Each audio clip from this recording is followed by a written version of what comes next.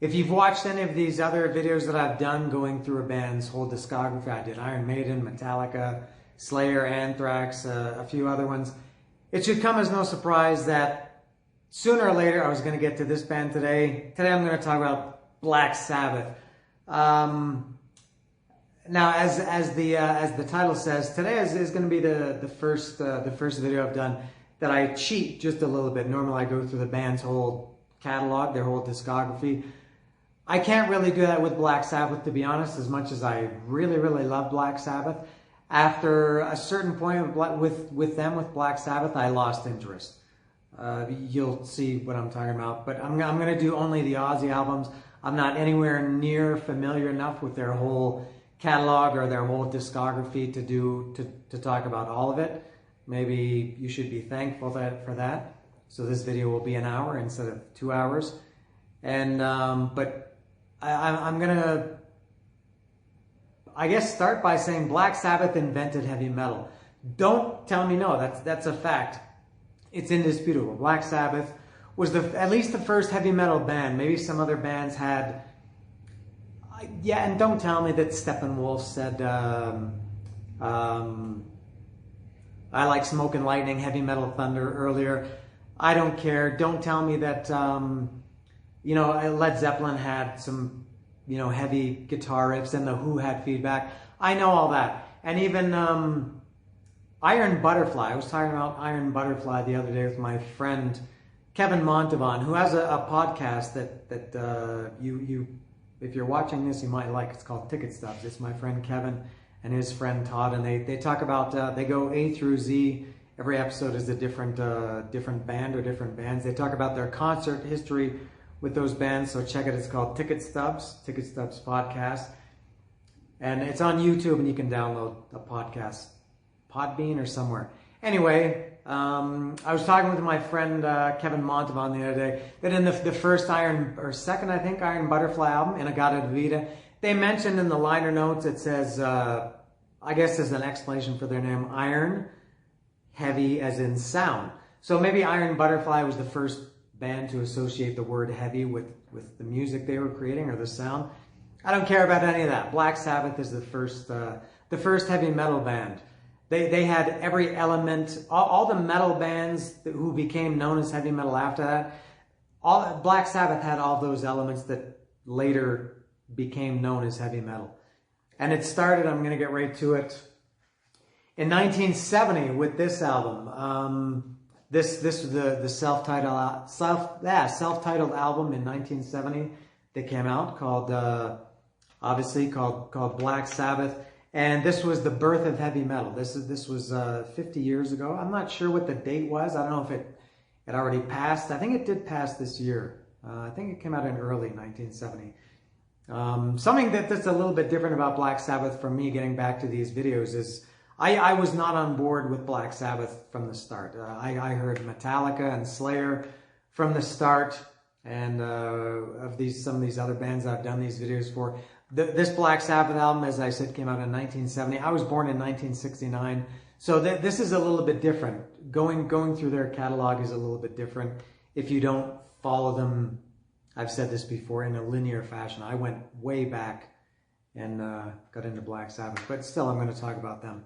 So this one came out in 1970, and the band Black Sabbath, the album Black Sabbath, and the first song on this album was called Black Sabbath, and it was the birth of heavy metal. That song Black Sabbath is just so, it's amazing to think that in 1970, maybe they recorded it in 1969, that there was something that could be that heavy. I can't imagine what it was like in 1970, having heard the music in the 60s, the Beatles, and as James Hetfield said, I think he said, I hated that happy crap.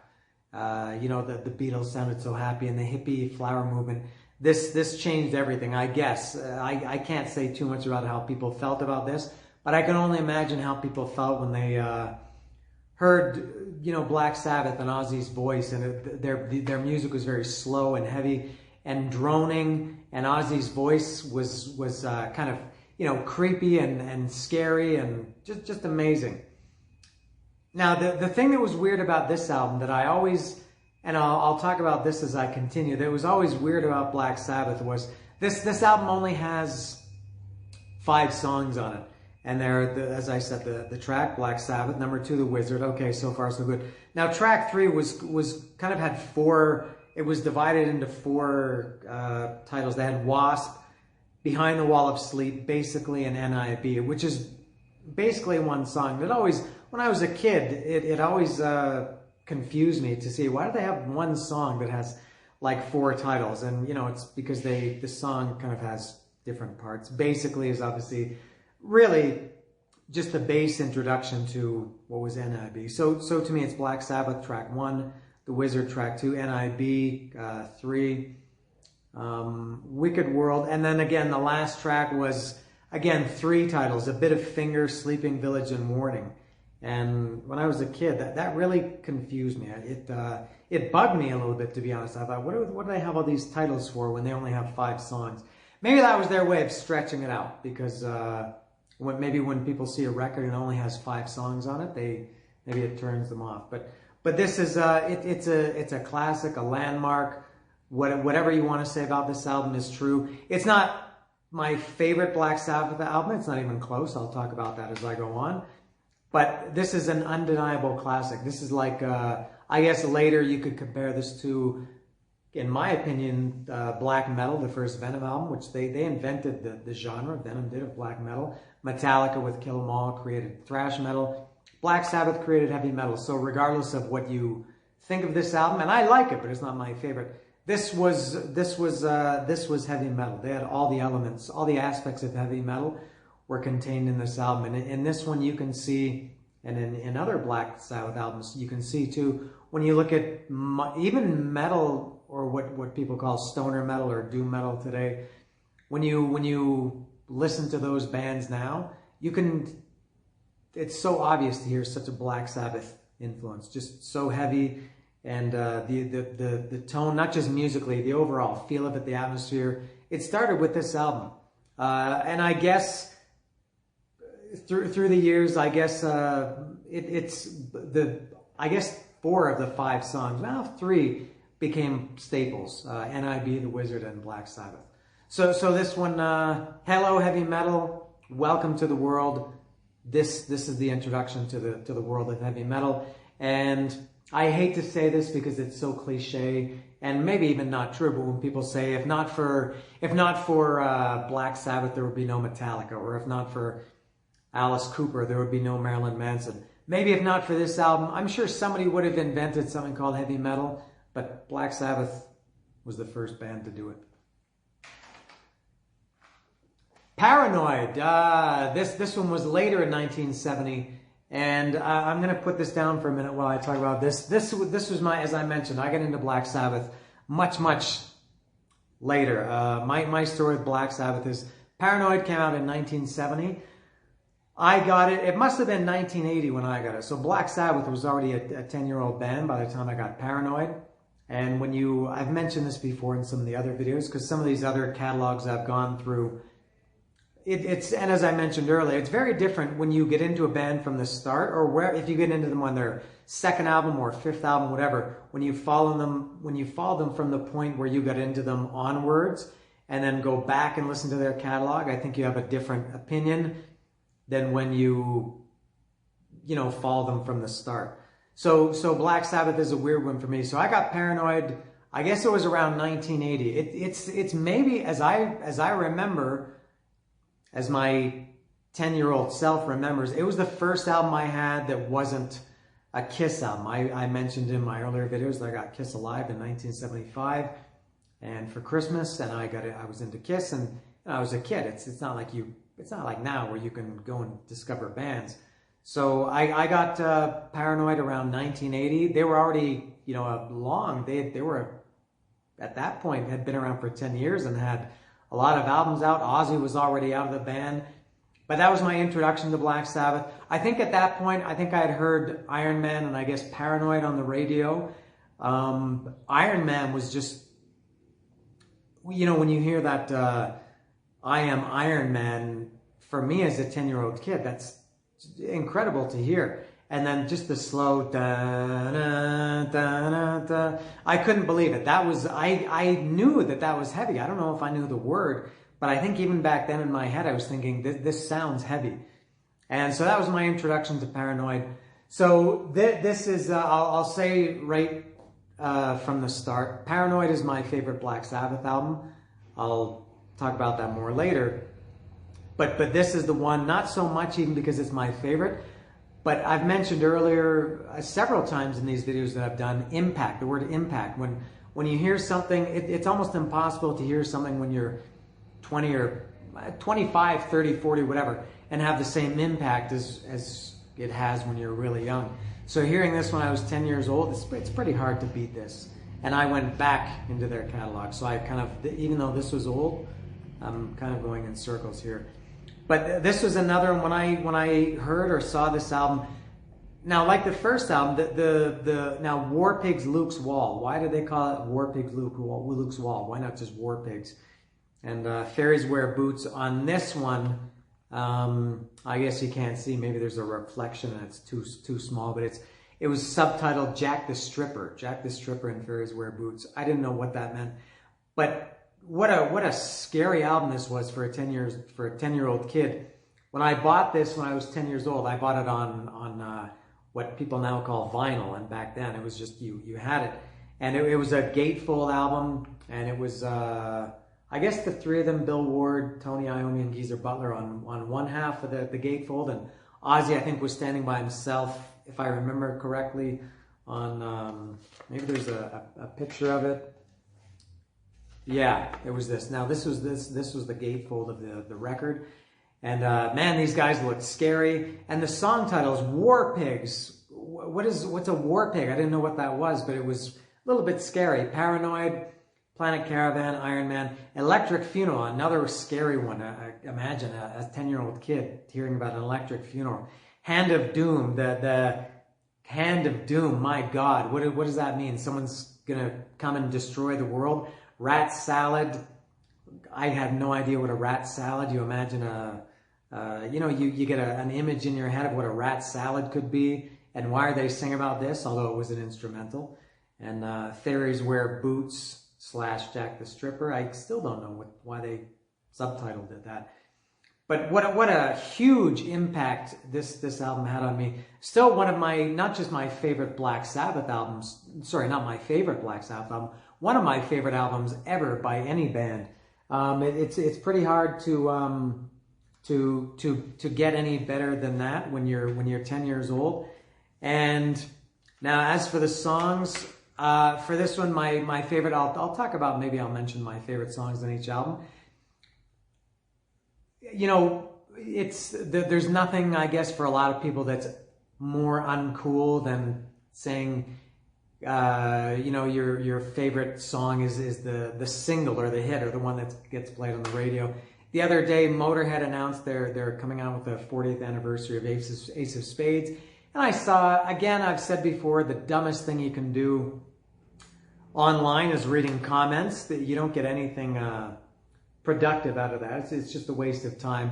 And I saw people saying how Ace of Spades sucks, the song. It's not even a good Motorhead song, which is garbage. It's a great song. So it's kind of the same with Paranoid, although Paranoid, it's not a bad song, it's just overplayed.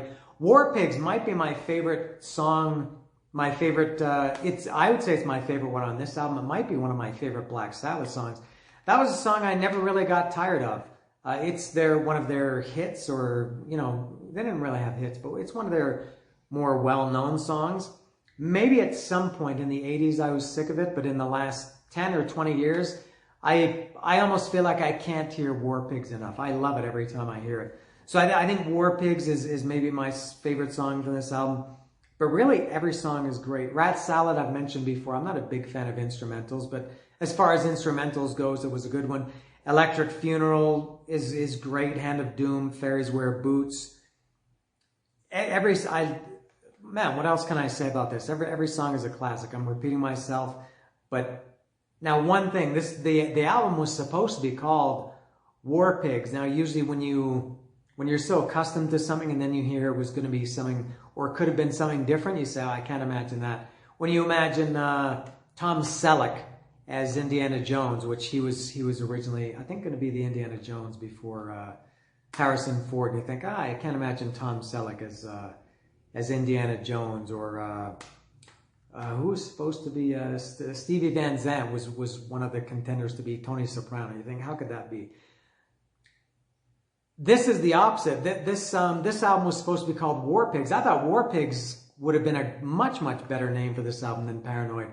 And just the picture of this, it sucks. I don't know what it's supposed to be.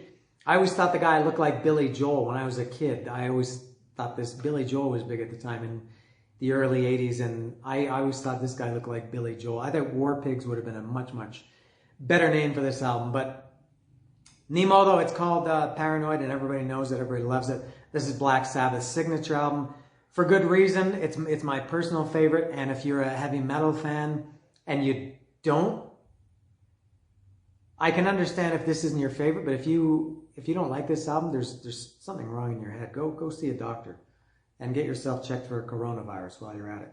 Black Sabbath pouring into Paranoid, and an all-time, probably top 10 album for me.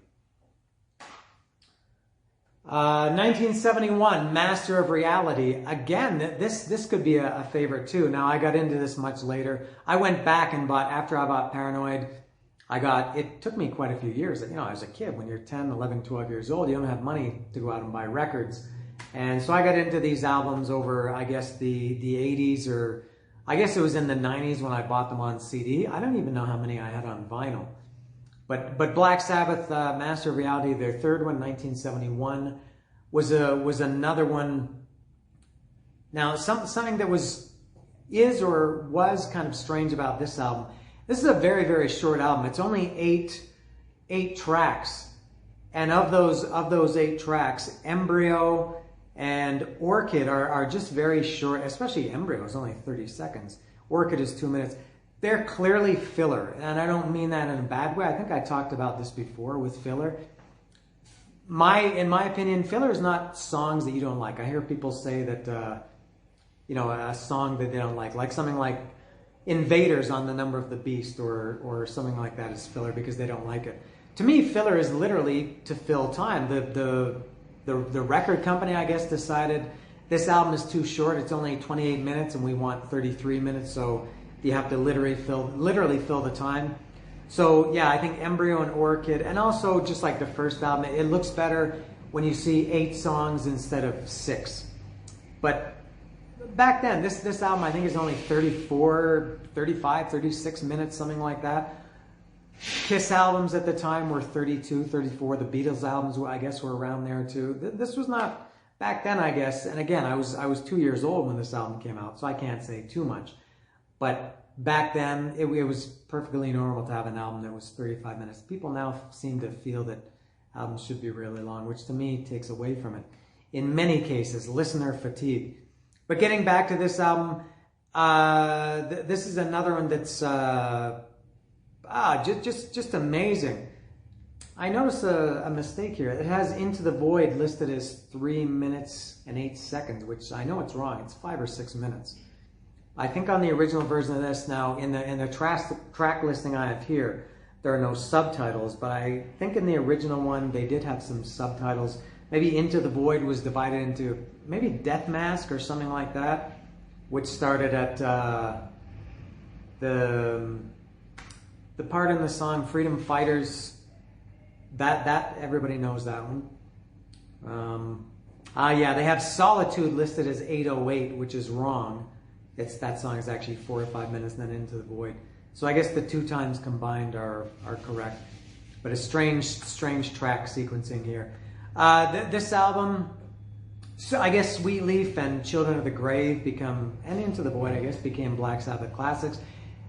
I'm pretty sure James Hetfield said Into the Void is his favorite Black Sabbath album ever. It might be my favorite on this album. I love Into the Void. Just that song, maybe as much as any Black Sabbath song, that could you could hear that song now and think it just came out last year. It's such so many bands took something from Into the Void. Just amazing. Riffs, like, unbelievable. Solitude, even though Solitude is to me, kind of a little, it's not kind of, it's in the same vein as Planet Caravan on Paranoid. I think I like Solitude much, much better than Planet Caravan. Very quiet song. Not a ballad, but just a very mellow, I guess a good, kind of a psychedelic hippie song. I love Solitude. What else? Lord of This World, Evil Possessor, that could be a favorite too. Sweet Leaf, you get a little bit tired of Sweet Leaf, but still you can't say it's not a great song. After Forever is maybe, I think, a little bit of a, I don't maybe like using this word, but underrated, kind of a forgotten Black Sabbath song. I think a lot of people, you know, they remember Sweet Leaf and Paranoid and Iron Man and NIB, but I think a lot of people maybe kind of forget After Forever. I love After Forever. I think that's my aforementioned friend Kevin Montavon, if I remember correctly. I think After Forever is Kevin's song. Kevin, tell me if I'm right or wrong. But this album is a classic too. This could easily be anybody's albums. I personally like Paranoid. If you told me this is your favorite Black Sabbath album, I would say, yeah, you're not wrong. Fantastic album. I love it. Master of Reality, a little bit short, but maybe that's better. All the songs have more punch because of that. I love this album. Master of Reality. Volume 4 was next. Duh. This was, if you look at this, you'd maybe think it's a live album, but it's not. This came out in 70, I guess it was 71 or 72. I think 72. Yeah, 1972. This was another one weird with the subtitles that had the first song, Wheels of Confusion / The Straightener, and then the last song was Under the Sun / Every Day Comes and Goes. I'm not sure why they felt the need to do that. As a kid, it just confused me. But this is another, and this is maybe, I think, my favorite sounding Black Sabbath album. Especially the drums. The drums sounded amazing on this. And all Black Sabbath albums sounded good, but this one sounded especially good. The drums and the guitars was just perfect. But again, with the filler, similar to Master of Reality, they've got FX, which is just like a 30 or 40 second weird. It's not even music. It's just like some. I guess FX is effects. The word FFECTS and this song is FX. Weird song. And Laguna Sunrise is another instrumental. Now it was great. Laguna Sunrise is a really, really nice, beautiful acoustic song, instrumental, but clearly filler. Laguna Sunrise and FX. So I guess really you could say 8 songs. I love this album too. This could be another favorite. If I had bought this album first instead of Paranoid, this probably would have been my favorite. And I could say the same about Master of Reality. Favorite song on this one, I think it's got to be Wheels of Confusion. Just especially the drums. The drums are I love the drums in that song. Lost in the Wheels of Confusion. Tomorrow's Dream, there's a great band called Spiral Arms. A lot of bands, every band did I think every Black Sabbath song has been covered. I'm not going to talk about all those, but I will tell you if you like Black Sabbath, if you like covers, one that you probably haven't heard is Tomorrow's Dream by a band called Spiral Arms, who was a great band too. Changes, of course, was the ballady song. Excellent song, very sad song, and again, haunting vocals by Ozzy. Supernaut, good. 1000 Homo DJs did a cover of that, which was, I guess, Ministry or something like that. Snowblind. Snowblind could also be a favorite too. I love Snowblind. Man, oh man, what a great song that is. Cornucopia, maybe one of the heaviest Black Sabbath songs ever. Cornucopia. Overkill, the band, has a song called Skull Crusher on the Years of Decay, 1989, which reminded me of Cornucopia. St. Vitus Dance, good song, a little short, only 2.5 or 3 minutes. Good song. Under the Sun is also very, very heavy, especially the introduction. So this album is fantastic. What a stretch from the first album to the 4th album still, and it continues like Metallica with Kill 'Em All through, let's say, Justice for All, or you could even see the Black Album. I won't get into that argument. You can go back and watch what I said about that. So Black Sabbath Volume 4, another pure stone cold classic. I love this album. Love it. Can't get enough of it. 1973, this came out. This is Sabbath Bloody Sabbath. First of all, I'll say this is my favorite Black Sabbath album cover. I know there's some reflection over here, but oof, look at that album cover. And I love the font that they use for Sabbath Bloody Sabbath too. Very dark and evil. They had the skull, and it was very satanic and everything. But this album, this was, I guess, maybe the first one that was a little bit different. And again, I'm going to say this is as good as any of these other ones. That the first four, this is as good as any of them. This again, but continuing that now, I think this one didn't have any. No, this one didn't have any of these subtitles, but it did have a little bit of the filler Fluff, which was similar to Laguna Sunrise, just an acoustic song. Very beautiful. Love that song. I think there's. I listened to it a week or so ago. I was trying to, and I probably do this every time I listen to it, trying to count the guitars. I think I can hear 3 acoustic guitars in Fluff, and maybe one is double track, so there could be 4. But this album is fantastic.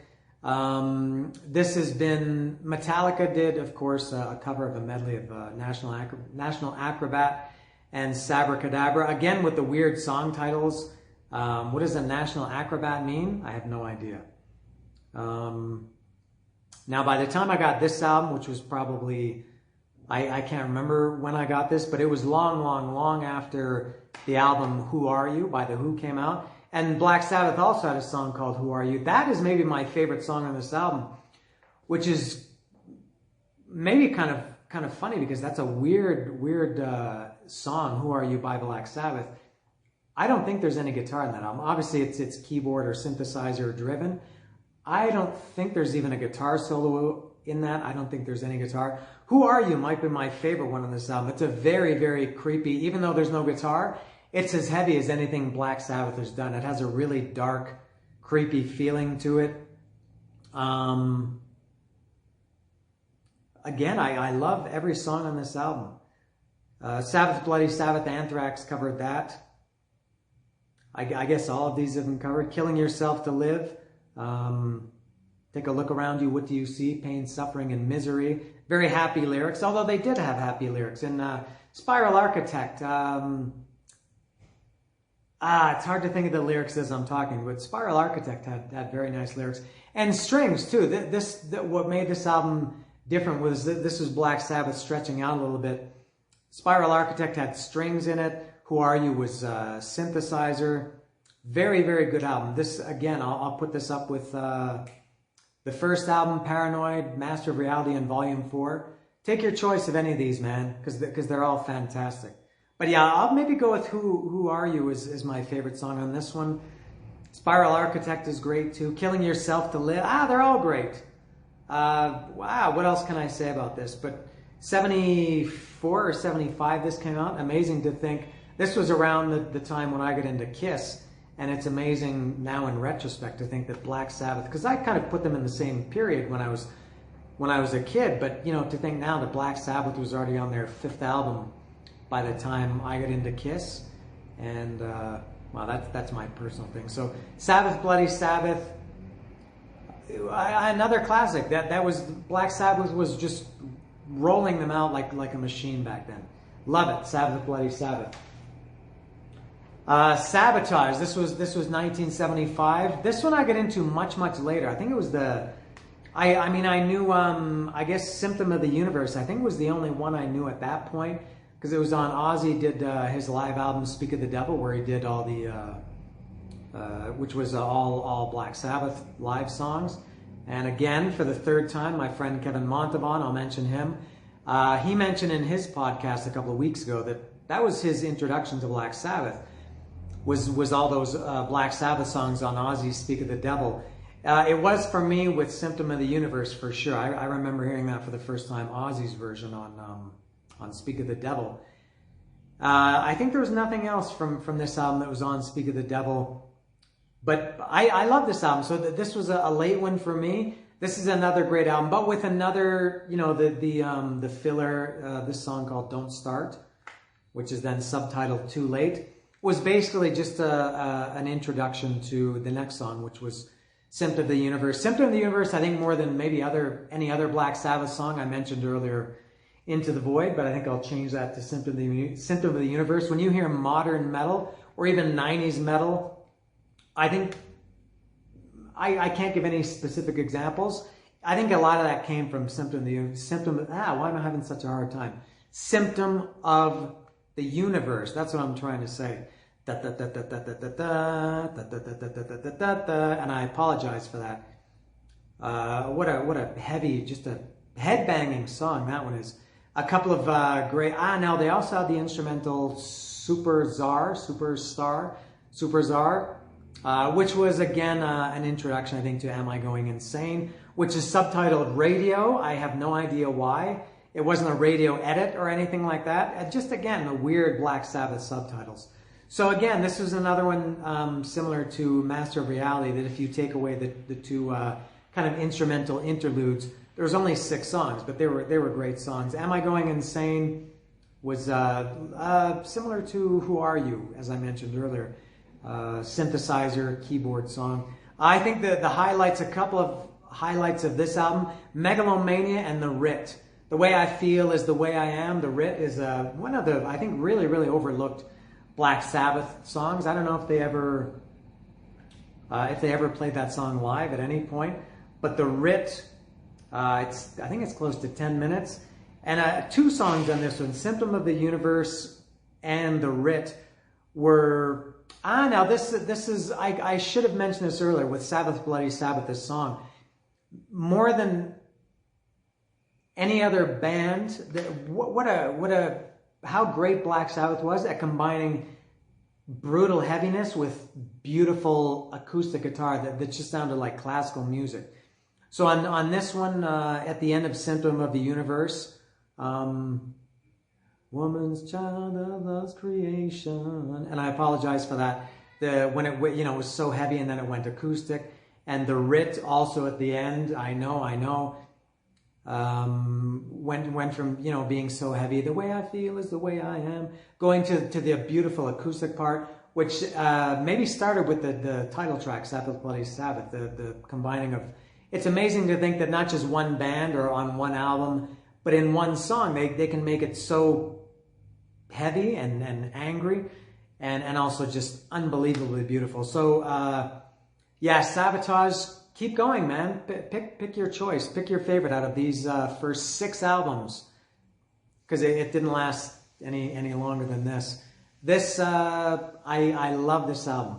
I was late getting into it, but this album is as good as any of these other ones I've talked about. I say that a lot. Kind of a waste here. We Sold Our Soul for Rock and Roll. This was a compilation album. I've mentioned this before. This was when you kind of used to take pride in your music collection, not your digital collection. And I've spent a lot of money on stuff that I really had no reason to buy. This was a greatest hits or a compilation album that really had no business. I guess back then, I'm not sure what year this came out. I guess it came out in, I don't know. I got it much later for no reason. There was absolutely nothing about this album that I needed. There were no new songs, no unreleased songs, no demos, no alternate mixes. Just songs from the first, I guess, 6 albums up to here. Yeah, the most recent one was there was Am I Going Insane from Sabotage. That was the only one. But yeah, Black Sabbath and The Wizard from the first album, Paranoid, Warpigs, and Iron Man from Paranoid. Tomorrow's Dream, Fairies Wear Boots, also from Paranoid. Tomorrow's Dream and Changes from Volume 4. Sweet Leaf, Children of the Grave from Master of Reality. These are in a weird order. They're very strange. And I had A, B, C, and D beside them. I'm not sure what to make of this album.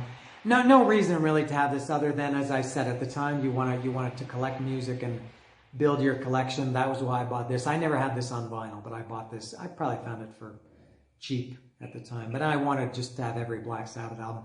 Nothing really to say about this. If you don't want to buy, and again, these I mentioned this when I talked about the Rat discography, the Rat 81, 91 greatest hits or compilation album. At the time, it was good to have those. You know, now you can make playlists and you can listen to any song you want, but back then it was kind of cool to have these. I guess that's why I have this, but nothing really to say about this.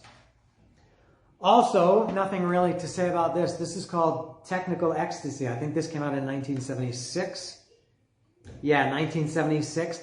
I know nothing about this album, really. I think the only thing I really know about this, Dirty Women, they played that live. When they toured in 2013, they played it live. And I haven't talked about my concert history with Black Sabbath, but I will.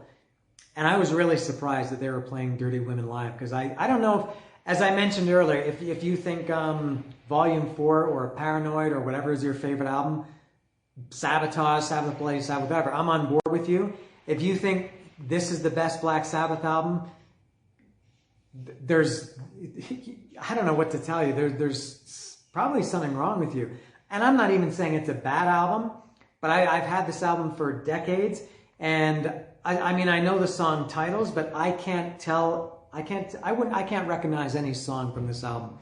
I'm sure there's going to be somebody out there saying, no, it's my favorite album, and it's a classic. Maybe I need to listen to it again. I haven't listened to this for years and years, and sometimes that's good. When you go back, you appreciate it more. Other times, like Peter Criss's 1978 solo album, it sucks year after year. I try it all the time. Yeah, I'm not sure what it is about this album, but nothing caught on to this with me. Backstreet Kids, You Won't Change Me, It's Alright, Gypsy, All Moving Parts Stand Still, which might have been an instrumental. Rock and Roll Doctor, She's Gone, Dirty Women. I don't know anything about this album. So, nothing to say. Tell me I'm stupid. Tell me I'm crazy. Tell me I'm wrong. Tell me I'm an idiot that I don't like this album. And maybe I'll change my mind. Nothing else to say about that one. Now, 1978, I think this was, 78, Never Say Die. Everybody hates this album. I like it. I like it much better than Technical Ecstasy. I don't think there are too many people that feel that way. I do. Now, I will say this is nowhere near as good as the first 6 that I mentioned, from the debut up through Sabotage, those 6. This is not anywhere near as good as those. And I would even say maybe I really like the first half of this. Never Say Die, the title track is good. Johnny Blade, that's I think a really forgotten Black Sabbath song. That had, to me, all the elements and things about Black Sabbath that anybody should like. But at this point, Black Sabbath had been around for a long time, almost 10 years. And as I've mentioned many, many times with Impact, it's hard to have the same impact. If this had been their first album, maybe people would have loved it. But what else? Junior's Eyes is great too. To me, that's also a kind of, more people should love Junior's Eyes and Johnny Blade. Black Label Society, Zakk Wylde did a great cover of Junior's Eyes on the piano. It was a bonus track I'm not really a Black Label Society fan, but I love his or their cover of Junior's Eyes. And A Hard Road. So the first 4 songs, I love those. Those are great. After that, I could kind of back to Technical Ecstasy. Shockwave, Air Dance, Over to You, Breakout. I think Breakout was an instrumental. Swinging the Chain. Never got into those. This is another one I feel like I should go back and listen to more. But at least half this album is really, really good. And the other half, maybe again, like with Technical Ecstasy, I just need to give it another chance. 41 years later, I need to give this one another chance. Don't know, but Never Say Die, mixed, from me, mixed reaction, mixed review. What can I say next? All right. Past Lives. This was, that was really, I would say Never Say Die was kind of the end, not kind of, it was the end of the Ozzy era. So I'm going to shift gears a little bit. This came out, I have no idea when this came out, but it was a double CD of all live songs. I think the first disc was all like actual from concerts, and then maybe the second disc, I should have done my research. I missed the production meeting and rehearsal. So I don't know. I think I don't know what the difference was between the first and second disc. I don't remember too much about this. I did like it. I guess I wanted to have a live Black Sabbath album, so I bought it. It was probably cheap. Sometimes you just buy things because, you know, to fill your collection, and you see it for a couple of bucks or something. I didn't listen to this too much. It says it came out in 2002. Good track listing. I mean, there's some songs on here, and it's cool to see the Black Sabbath. These are all obviously this is Ozzy era. These were all 70s songs. Some songs that they I don't know if they ever played after this. Megalomania is on here, which is very strange. Cornucopia, Killing Yourself to Live. Pretty cool that they did those songs live. Maybe I'll listen to this later today. Skip through it. So again, I don't have too much to say. I think this was not considered a great live album, like Live After Death or Kiss Alive or Scorpions Worldwide Live or something like that. But I think this was kind of considered an afterthought. So again, not too much to say. No, you know what? I think the first album, they had I don't know if it was a bootleg or an unofficial, one of these ones that the record company put out but the band didn't approve of, called Live at Last. I think the first disc of this one might be Live at Last, and then the second disc was a bunch of recordings that they, I guess, came across later. I can't, I'm not really gonna flip through this now, but yeah, this was not bad, but maybe a little bit unnecessary, this past lives, but I have it and good for me. Fast forward, really forward, from 1979 or 78, I can't remember what I said when Never Say Die came out, to 2013 when this one came out, and this was called 13. One of the worst album covers ever. This album cover sucks. I guess they called it 13 because it came out in 2013, or because 13 is like a scary number. I don't think it was their 13th album. I don't know what to say about this album. I was very happy. You know, a lot of people really thumb their nose at older bands when they put out new music. I think even before they listen to it or give it a chance, they just, you know, brush it off, which I think is a mistake in many cases, because some old bands still put out really good music. You maybe give up your expectations. So don't think that this is going to sound like Paranoid or like Sabbath Bloody Sabbath. To be honest, at this point, I was just thankful that that Black Sabbath was still around, and that they were back with Ozzy, and that they were going to tour. They did a very good job of this album. They clearly, this was, I mean, very obvious that they were following a formula here. End of the Beginning was really just like Black Sabbath, the song Black Sabbath from the first song from the first album in 1970. A couple of other ones I can't remember. There was a song that sounded just like another old classic song. I can't remember. To be honest, I never got into this. I liked it when I first heard it. When this came out, as I said, I was excited. I heard it. I thought, cool, Black Sabbath. But it's kind of one of these ones that you were happy or thankful to hear it, and then for me personally, I kind of forgot about it.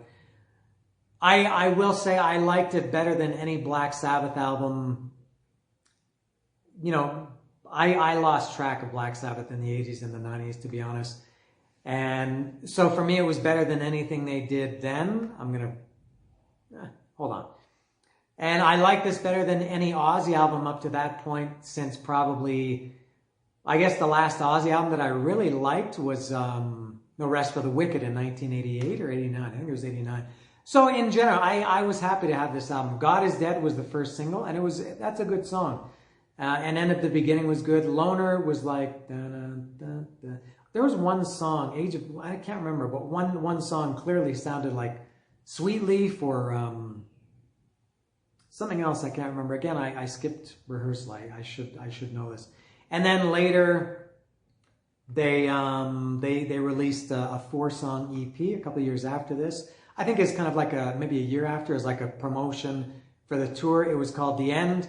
And it was a 4-song EP from songs that were recorded during this session of 13.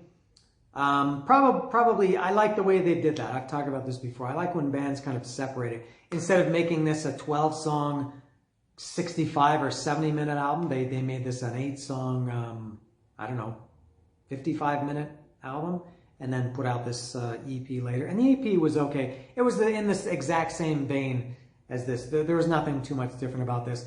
Now, I mentioned that my Black Sabbath live history. I never saw them until 2013. I had seen Ozzy was my first concert ever. I saw Ozzy in Toronto on April 25th, 1984. It was my first concert ever.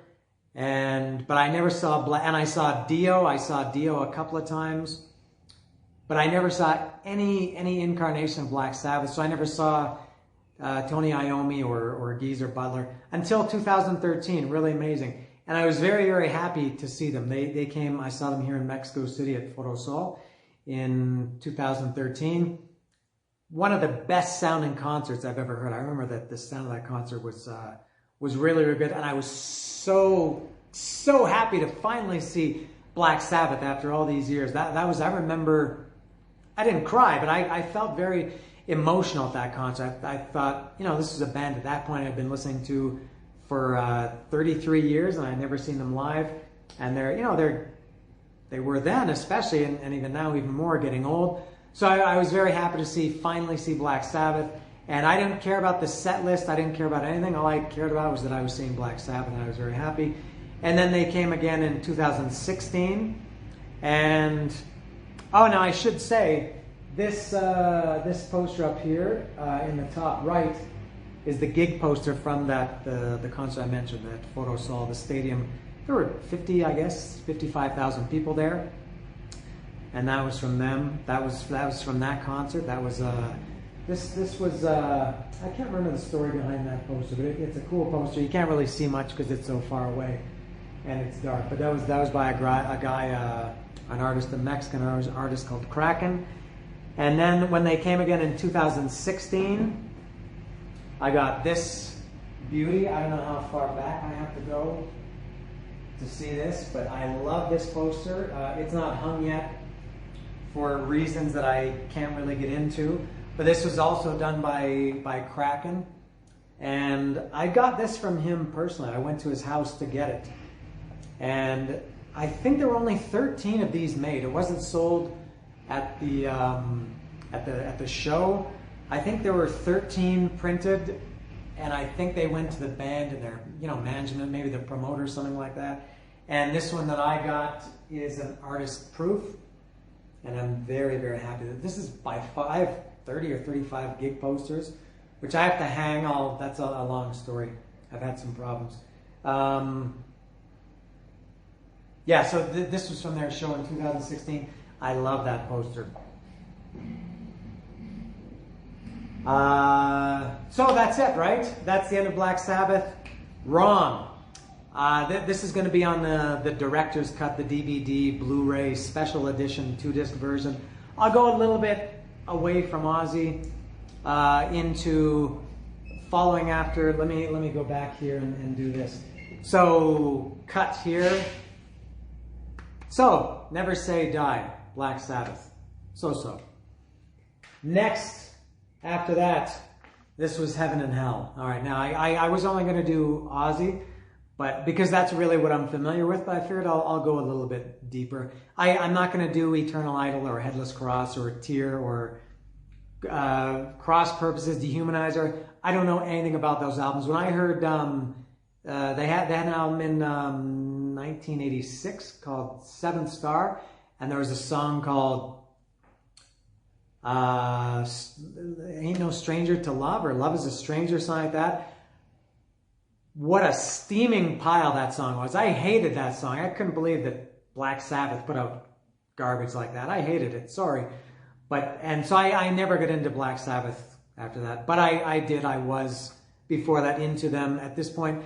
This was Heaven and Hell. Very, very, Black Sabbath is a very divisive band in terms of, similar with Van Halen. You have the David Lee Roth people and Sammy Hagar people, maybe to a much, much lesser extent, John Bush and Joey Belladonna in Anthrax. But I think one of maybe the most notorious or infamous band that really divided people was Black Sabbath, because Black Sabbath with Ronnie James Dio was very, very different than Black Sabbath with Ozzy.